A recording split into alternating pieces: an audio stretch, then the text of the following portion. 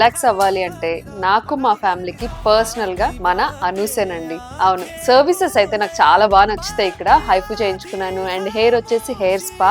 And ఇంకొక విషయం ఏంటంటే పెడిక్యూర్ ఉంది. పెడిక్యూర్ అయితే నేను క్యాండిల్ పెడిక్యూర్ చేయించుకుంటాను. Very very very relaxing. So మీకు కూడా మంచి సర్వీసెస్ ఇన్ బడ్జెట్ లో కావాలి అనుకుంటే కనుక ఖచ్చితంగా ప్లీజ్ డూ విజిట్ మన అనూస్.